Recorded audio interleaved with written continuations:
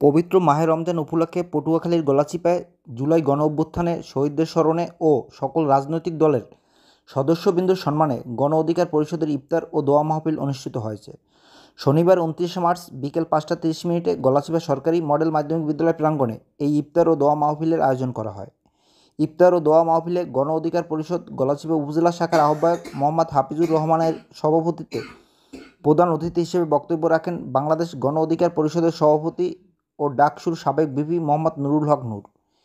এছাড়াও উপস্থিত ছিলেন গণ অধিকার পরিষদ উপজেলা সদস্য সচিব মোহাম্মদ জাকির মুন্সি, সহসভাপতি কেন্দ্রীয় ছাত্র অধিকার পরিষদ মোহাম্মদ আবু নাইম, সহসভাপতি পটুয়াখালী জেলা যুব অধিকার পরিষদ মহিবুল্লাহ এনিম, গলাচিপা পৌর গণ অধিকার পরিষদের আহ্বায়ক মোহাম্মদ লিটন মাতুব্বর ও সদস্য সচিব মোহাম্মদ রেজা হাওলাদার সহ জেলা ও উপজেলা অঙ্গ সংগঠনের নেতৃবৃন্দ।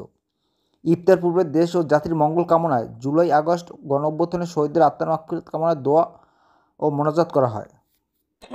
উপস্থিতি, আপনারা জানেন যে এই গলাচিপার উপজেলা 24 ইউনিয়ন আমার প্রত্যেক মানুষেরই নারীর টানে নিজের এলাকার প্রতি একটা টান সবসময় থাকে। গলাচিপা 10 মিনিট প্রত্যেকে ভিন্ন ভাবে দেখা যাবে ছড়িয়ে ছিটিয়ে রয়েছে আত্মীয় স্বজন। তো আমাদের এই যে আত্মীয়তার বন্ধন, এই নারীর টানে দেখা যায় প্রতি বছর অন্তত এই দিন আপনার আমরা রান্না করতে আসি। অন্যান্য বছরের তুলনায় এবছরের ঈদ আমাদের কাছে একটু ভিন্ন রকমের।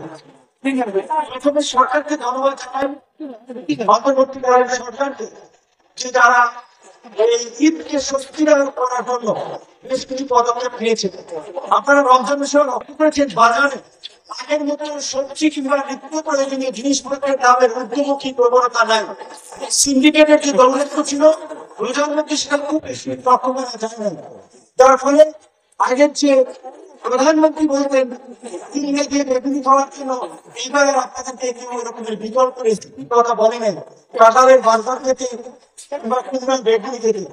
সেজন্য আমরা অন্তর্বর্তীকালীন সরকারকে, ইউরোপ সরকারকে ধন্যবাদ জানাই যে তারা জনজীবনের স্বস্তি দেওয়ার জন্য নিত্য প্রয়োজনীয় জিনিসপত্রের দাম সাধারণ মানুষের ক্রয় ক্ষমতার মধ্যে রেখেছে এবং তারা একটা বাজেট প্রধানমন্ত্রী হয়েছে।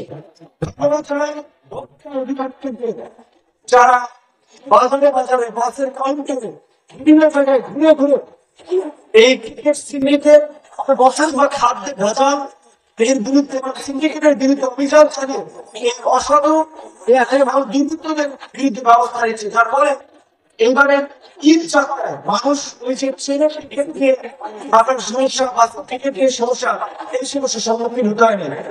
এমনকি রাস্তাঘাটে অত্যন্ত সুশৃঙ্খল এবং সুন্দর ব্যবস্থাপনা আমি নিজে